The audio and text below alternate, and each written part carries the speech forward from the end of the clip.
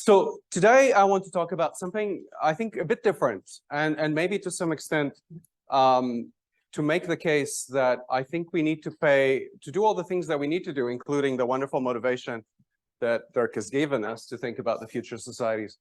We need to look at societies. We need to look at how societies already have political systems, how these political systems work and don't work, and how then technology, data, and so on can be used. So I'll give you an example from something, a project that's changed my life that I've been engaged with for the last 10 years. It's work with some of the world's poorest communities in cities, slums, and it's work where communities express their needs and map their concerns through data. But basically, data is really a tool for a process of political engagement and solving issues. But before I get into that, I want to say two things. First, I want to say that I'm very happy to be here because I see Stefan and friends create an amazing place, and it's a joy to be here. And I want to thank Dirk for bringing us together, as you always do so well, with provocative themes that can help us bring our science to maybe change the world. So with that said, let me keep going. These are just my coordinates and so on. It's always the work of many people. Here are the most important people for what I'm going to talk about today. There are many, many people involved, many institutions, and so on. Okay, so I think a lot of the work in urban science so I want to emphasize this issue of science. When is it that we are actually not just doing something maybe that's good for society? I'm not saying that that's bad, or just doing some sort of planning or policy that's normative, that we think is good, but often is not, as we know in the history of urban planning. And when is it that we actually are thinking about knowledge? So the most important thing, right, and I think what happened the last few years in studying cities and societies, I wouldn't say that it happened before, is that we actually looking at that as a phenomenon. Okay, we shouldn't come to that and say, here's my ideal city, as Mike was reminding us. I like to call those, made up cities, because ideal sounds too good. It's not good. It's a bunch of guys who came up with sort of fantasies of what a city should be, but that's not a city. A city is something that's out there, and it's not really built by architects or planners or even mayors, right? They help, they're in the system, but it's a larger system. So I want to talk a little bit about that system. And I want to talk, a lot of our understanding of cities and their empirical regularities and so on are usually at larger scales. So the work that Mike and many other people have done on Zipf's law and migration and so on, we've all worked at the scale. It's sort of the largest scale of the entire system of cities. We've worked a lot, Dirk and many other people here, at the level of cities as a whole. But what I want to do today is to go to the scale of people and neighborhoods, where things are much more contingent and where a lot of people think that there's no logic. It's just every case is different, every person's different, and so on. I want to show you, not, if I can, not even in my voice, but in the voice of the people I work with, that what they see as the problem and what they see as the type of solution that is politically inclusive and that builds the cities of tomorrow. Okay, so just to say that we're going to go to this dangerous territory of where people live, and we cannot necessarily always treat them like, as data. Okay, and I want to interject this little quote, right? This is by one of my favorite thinkers. You may not think of her as an urban thinker, but she is an urban thinker, Hannah Arendt. She's very important because, she's talking about something that has been implicit in all that we talked about. My friends at UChicago, the social scientists, love to talk about this, but it's power, okay? I don't want to talk about power necessarily in a sort of Marxian way about injustice and capitalism and so on. It's about that too, but it's really about what people can do when they come together, right? That's what the quote is saying. The generation of power, she doesn't mean it as a bad thing. She means it as a good thing, the exceptional things that people can do together. A prerequisite that's indispensable is people living together. When people are close together, the potentialities of action, the many potentialities of action, not just moving people around, not just creating money, but everything, are always present and remain in them and suggest themselves. And cities, in some sense, have been the traditional way in human societies to do this. It's the general purpose machine to bring people together, realize a lot of problems, and make people have to act together politically, by many other ways, to do this. She's a big fan of the Athenians, so she's thinking about this concept really of the city, not as an economic device at all, as we often are inclined to start, but as a political machine, as a place where the good life is political, is people dealing with each other to solve problems, okay? And to her, this is the main purpose. And it's a purpose that the city does well at, in contrast to the state. So to her, the big dichotomy is not capitalism, socialism, or something like this, but really what happens in the city as a political process versus what happens in the state. You know the rest of our life and work. If you know that, that makes a lot of sense, right? Okay. So we're at the time, right, of exceptional policies. Another thing I want to interject is that we live in a very special time. It feels like a time of crisis. This is the Paris Agreement, of course, but it's the idea where every nation on earth agreed to certain things. We can say these are greenwashing and we don't really mean it and we're really not going to achieve these goals. But the fact is, you know, there are agreements to reduce carbon emissions, eventually eliminate them. And there are many other agreements, right? But this stuff is not landed. It's not been localized. It's not reaching people yet. And we don't know how to do that because we've never done something across scales like this. To have a global policy that then means something for people that live, you know, locally, and particularly people are very disadvantaged. Okay, so that in some sense is the biggest problem. And you know, the language of this, Dirk introduced this, but the language, this is the new urban agenda, which is relevant for us here, but really is about how all that lands in the city. It talks about people-centered vision of cities. We're using those words, but what does that mean? How does that work, right? And, you know, this is from my city of Chicago. People are using these weird combination of words, right? That, you know, even 20 years ago, we wouldn't use, but like tree equity. I mean, what does that mean, right? One is a social concept. Another one is like a plant. You know, what does that mean, right? Really? But this is kind of important. This is the world we live in, right? I mean, what does that mean to actually create tree equity, right? We can see tree inequity, right? In that there are differences. But, you know, you start having these questions, which are really quite interesting, and they bring together the physical aspects of cities, the distribution of populations, the types of population, and so on. The point is that this is all surfacing, particularly as data gets better and more local, but we've not had really good ways to solve it, to kind of bring it from the scale, from the bottom back up. And that's what I want to talk about a little bit today. And just to complete that sequence, you know, when you look at the SDGs, we're at the midpoint of the SDGs, just exactly in the middle of the 15 years of 2015 to 2030. And so the assessment is that we don't have data or information, lots of them, but the worst is the SDG 11, which is about cities, which is about really, you know, because of localization, because of heterogeneity. Because when you go to smaller scales, you see it. You can't just pretend you have an aggregate number. So this is kind of very important for all of you interested in data, because this is a major issue. We actually don't know what's going on because we don't have a lot of information, certainly in many cities. Okay. Now, when we do produce information, when we produce it in the past, it has this quality. This is a famous anthropologist of development, and he's Indian origin, works in New York, but basically has this idea that when we treat poorer people or disadvantaged populations, we usually actually treat them as numbers, treat them as people that have access to some things and not other things, that live maybe somewhere, but it's very abstract. And usually the point about this is that it doesn't really take into account the livelihoods and the needs of people who lead very fragile existences. If they're there, their lives are working at some level, but that fact that they actually had the creativity to make those lives work under those circumstances is usually not respected. It's not taken into consideration. We usually would like to move them, you know, destroy the city, create a different city, create an ideal city, but, you know, all that knowledge and all that dignity is not being used. So I want, again, to close the loop on that.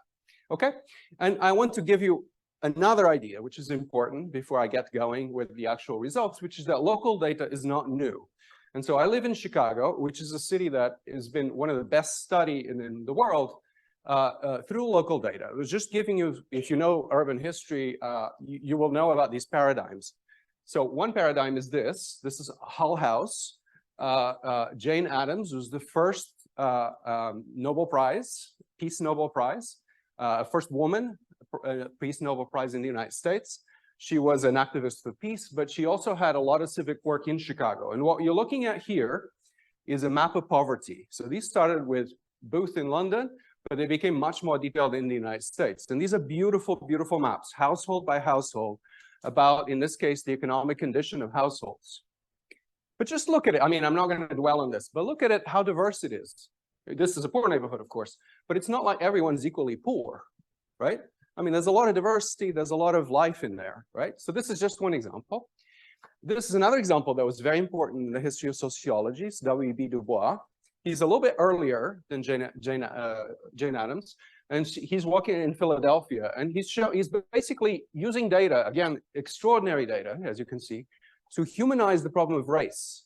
He's most interested in race, as you can see from the title of the book, and to show that, Black people are not all the same and white people are not all the same. There's a whole diversity of people. People live differently. They have different incomes. There's all kinds of stuff. And in some sense, this is data that's used to show diversity and humanize the problem, but also increase, in some sense, the dimensionality and bring in the real lives of real people. But it's still just spatial data, right? Okay, so this has existed. Look at the dates. This has existed for 120 years. Did it make a difference? Is Chicago a city without racial or economic inequality? No, right? So data was not enough. It's important. People get a much better sense of the problem. And these voices in academic circles made a huge difference, and in the nonprofit sectors and so on. But did it actually get solutions in the city and so on to address these problems? This one actually is paved over. It's where the University of Illinois at Chicago is today. And it's a big medical and university complex. So it was an eviction. Okay.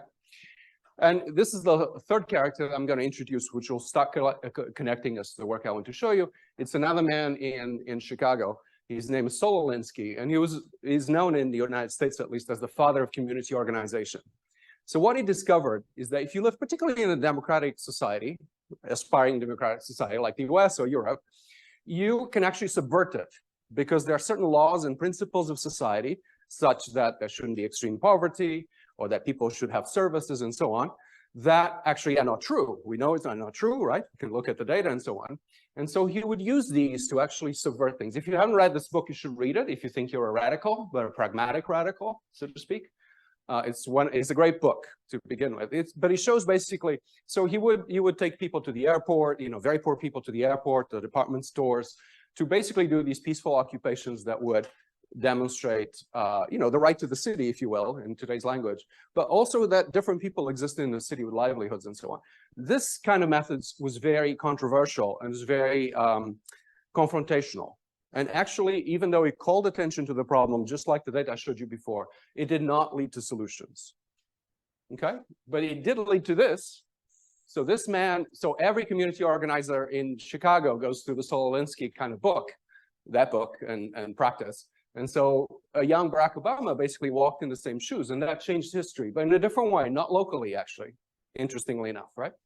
So it's kind of interesting. So how did this happen? It happened because in a city, once you show an injustice, it's clear to everybody, and then somebody needs to do something about it, okay? But still, not very, his success was not in Chicago. His greatest success was national, of course, and maybe arguably international, another Nobel Peace Prize. Okay, so what I want to go is to India and Africa. This is where the action is today. This is where cities are growing very fast. This is where access to services, infrastructure, and so on is most difficult for many reasons. And I want to tell you how, not so much the data, but how the methods evolved. So Sololinsky was seen, when the Indians looked at this, they waggled their head a little bit. This is Mumbai, and they said, this is too confrontational, but it's really smart.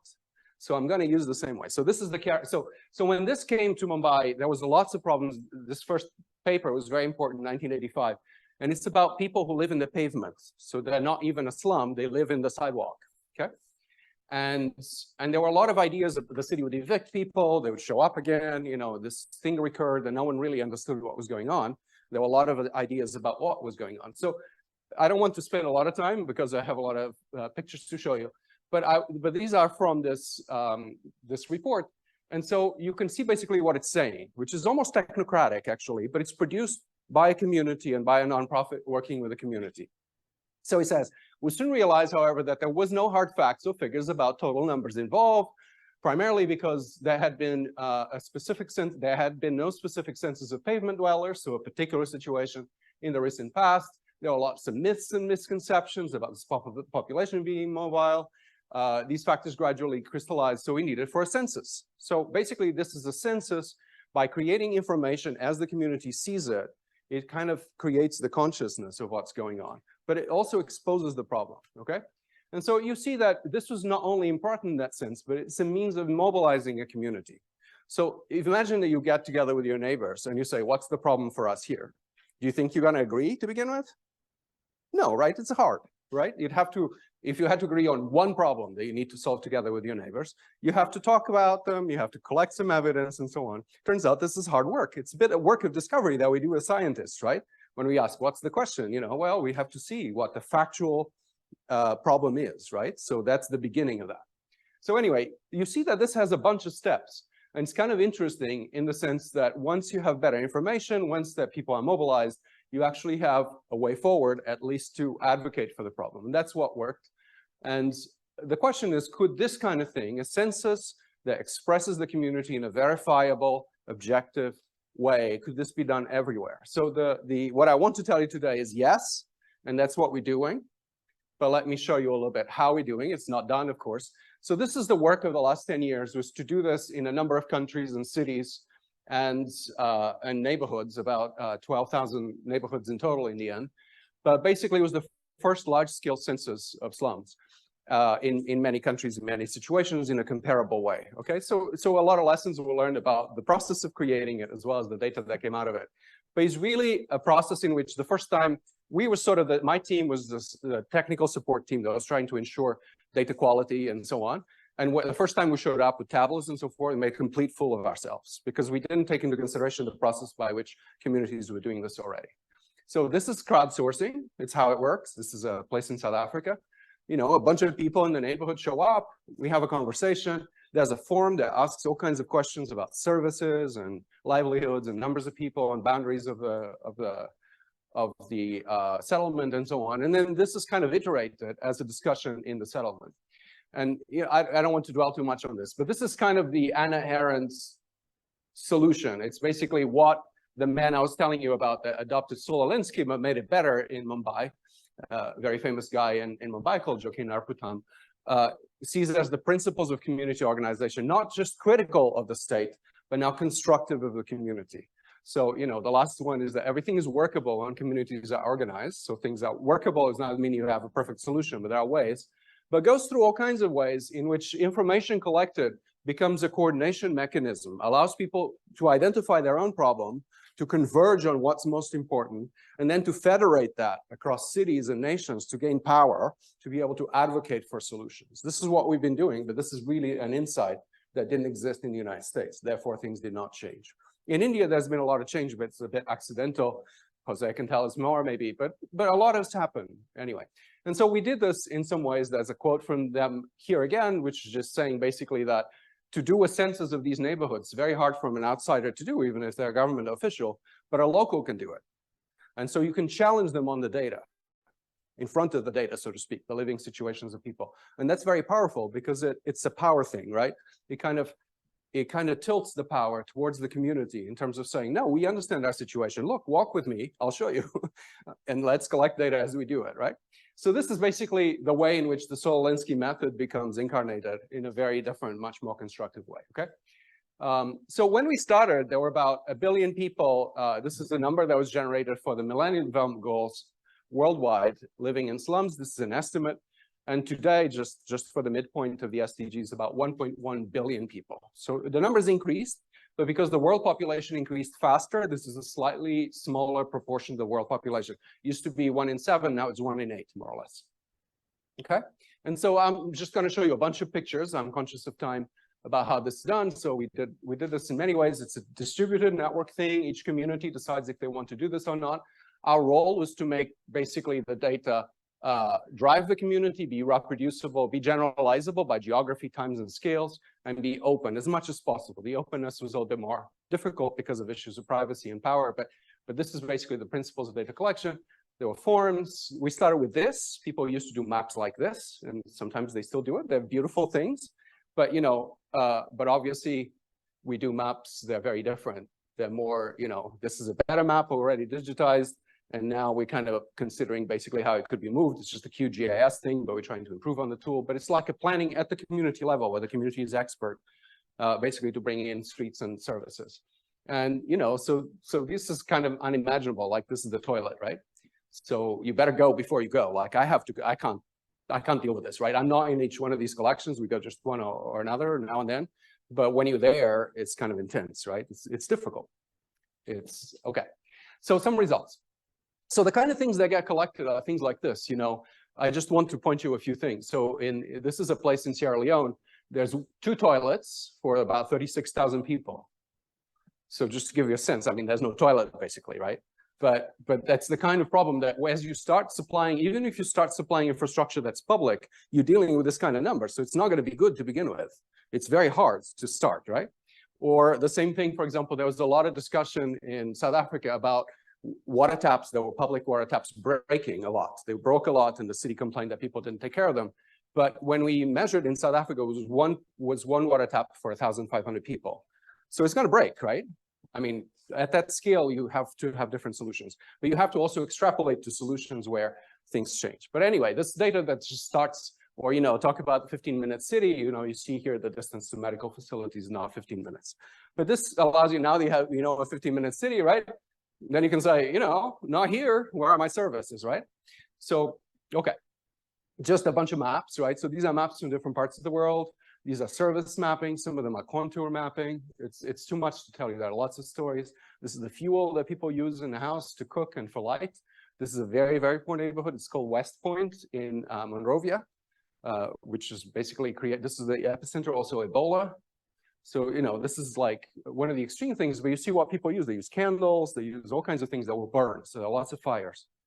Okay, lots of other things. Water points. This is actually a more developed neighborhood that the whole system created a big collaboration with the municipality of Nairobi. And so this is one of the success stories of Nairobi of increase in services and their availability in parts of Kenya. And these are just other places, okay? So there's a lot of this. If you look at what the most important problem for people in these conditions is, it's always have to do essentially with the heaviest infrastructure. The heaviest infrastructure is water and sanitation. Electricity, as you see there, is a problem, but in an urban environment, you can run a wire. It's much easier, and you can have a cell phone. But it's very hard to have a toilet because it takes a big tube, the water needs to be pressurized, it needs to go somewhere, and so on. So this is basically, if you think about what's the most difficult thing you want to dedicate your effort to, it's sanitation. Even water can come in a small pipe, but sanitation is different. Okay, so what this has done over the last 10 years is that it changed a lot of local power relations. A lot of municipalities are working with communities that do this because they also provide the municipality with a solution. They tell you the most important for us is this, and we'll work with you. In some cases, they have savings that they'll put towards it. In some cases, a lot of people in these neighborhoods are builders, so they will help. You know, so there's a lot of that kind of basically chop the municipality to do something. It changed the international policy agenda. If you look at all the UN documents or World Bank documents, they all include slum populations and this kind of data collection. And it changed the technology and data production for development in that sense. So I'm conscious of time. So again, I'm going to go quickly through this next sequence. But in the last 2 or 3 years, we had COVID. So all this work was interrupted. People were just basically left on their own. There was a complete breakdown of this kind of collaborative effort. And so what we continue to do is to look at high precision remote sensing with ideas that had been developed for these dedicated data collections to try to understand where informality is and come up with large scale projections of where it is, which is important for the UN process. So just to say, you know, we now have the capacity to see every tree in the world and see how healthy it is and so on. We have things like satellites, but also OpenStreetMaps. This is an extraordinary map of Port-au-Prince, which is very informal. You see that informal neighborhoods have this character that they don't have enough streets, and a lot of buildings are kind of, you know, that's a hill, you know, Kathmandu. A lot of this was done originally for emergencies. And now we have AI that takes this kind of information plus satellites, plus images, and basically generates 3D shapes that actually not only do, of course, the large beautiful buildings in any city, but start doing things like this. Look at this. I mean, this is AI generated, but it's all the shapes and textures of slums, right? Of little things. This is mostly done for South Africa, but it can in principle be done anywhere. Okay, so I want to show you a few results from a bunch of papers. You can look at the slides, but there's again a lot of people involved. But what we did is that we have a new data set for every building in sub-Saharan Africa for the first time in history from very high precision remote sensing at 28 centimeters. And so we use that data set to basically see neighborhoods, blocks in which buildings don't have access to streets. This is usually a telltale of the problem, particularly when the buildings are small and disorganized. So we can go from the continent to every block in a city, this is Lusaka, to then classifying blocks you see here in yellow that don't have street access and therefore don't have services and addresses and everything else. whereas others, like these black ones, every building has a street front. And so we can do this classification, and we can project population maps to have population estimates of who's there, and then we can superpose these also with the slum dwellers kind of surveys where they exist. Okay, so this is basically almost 500 million buildings, but you can see incredible things like already, like the building area. You think they would be bigger in rural areas, but it's not. Buildings in rural areas are very small, 40 square meters, very small, 4 by 5. Buildings in urban areas are bigger, right? Even though they have more people. So actually the quality of housing, even things that are basic like this, you start seeing the African cities actually are doing okay relative to their rural contexts. And so we can now decompose a whole city, but the whole continent in terms of neighborhoods that have access or that require a little bit extension of infrastructure to neighborhoods that have very little and are complete slums. So this is a decomposition by this index of street inaccessibility to buildings, but some places that require major interventions and urban planning, and other aspects that need infrastructure extension and upgrading. But you see that a lot of the yellow ones are kind of on top of hills and suburban. So a lot of what's happening with the biggest actually places of informality, which you don't find if you just go to the place that people talk about, is actually peri-urban or in areas of cities that are not so central. Okay, so you can also know population. Here are some estimates and population density. Most of these places are not dense. There are some dense ones that are paradigmatic of slums, but actually most informality is not dense. So it could be actually provided with infrastructure relatively easily. That's just to say that. This is kind of important. Okay, this is an interesting one. This is kind of over the water to be the largest city in the world, Lagos, but you see they call it the Venice of Africa, but as a school, this is how it works.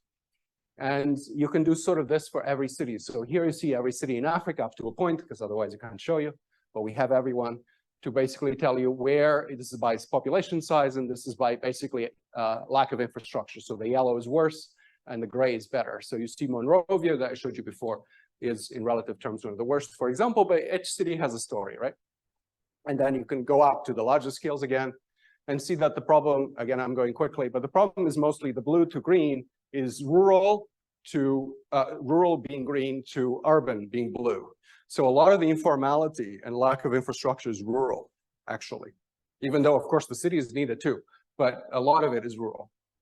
Okay, this has a lot of other institutional implications, like creating property maps, creating maps for emergency response, which are already somewhat useful, and a bunch of things, but you can imagine that yourselves. And I would just want to finish with one thought, which is that when we actually look at this spatial data, right, so it's quite objective, at least the satellite data, and you compare it to actually measures of human development, things like, you know, illiteracy or health, or even measures of access to services and other things, you find that all these problems together correlate. So development is very multidimensional. When people don't have one thing, they're likely to not have lots of things. And when they have one thing or an important thing, they tend to have everything. So this is what you find, is that development is a complex systems problem, if you want to call it that. So when you live in a slum, not only you don't have sanitation, there are lots of things you don't have. And so you have to find systemic solutions. And the physical part is streets and so on. The social part is social networks and economic networks that include people. Okay, but basically that's the systemic solution. Okay, so I call this the Anna Karenina principle of human development. You can read it, but you know the quote, right? But we also find this in the United States in this other paper. But basically what we find is that communities with low human development measured by a UN index have all these problems, but all these problems from the same kind of problems, they go away, including health problems like obesity and smoking. They go away when people have high human development. They have high education, good economic power of purchase, and good health. Okay, so these things seem linked, but you only see that when you go to a small scale. Okay, and this is just to tell you that we're trying to do this in the United States with problems of heat and heat exposure, and try to reconstitute some data for some of the crises that happen in the US and then project it forward. So last thought, is this whole thing, sounds like a nice thing to do. We talked about lots of nice things to do, but is it science? How is it science? Is it just like, is it for us or is it for somebody else out there to do, right? And I want to argue that when you think about science of development, science of cities, you have to ask, how do I run the scientific method in this? And I will tell you, forgive me, that if we just looked at data and find some patterns and fit data a posteriori, that's not good enough, guys, right? We hope that somebody else closes that loop, but it's not good enough.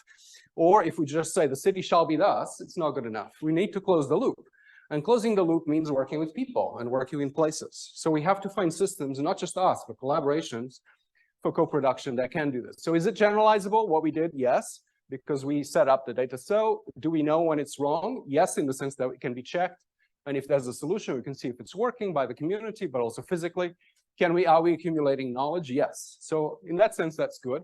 But just finishing with this, there's basically a way to think about what this is done. Not always, but if it has the right ingredients, in terms of having community organization, common facts and data, which I argue is a discovery of community organizers, is very important. So as defining the problem, then people measure and find potential solutions. They try out some solutions for reblocking and development, and this is leading to learning. So this is basically a way of writing something like the scientific method if it's structured right. If you do a policy where you fund it, you throw it away, somebody implements it, it's not science at all, and you're not learning anything, okay? Okay, that's it. So this is the last quote. Jane Jacobs is obligatory, but she said, people who are prevented from solving their own problems cannot solve the problems of their cities either. But I think in the spirit of this meeting, turn it around and say people who can solve the problems, their own problems, can also help solve the problems of their cities. And so I think that's the spirit, but we need to create the systems where people can push governments and others with evidence to be able to get there. So that's my message. Thank you.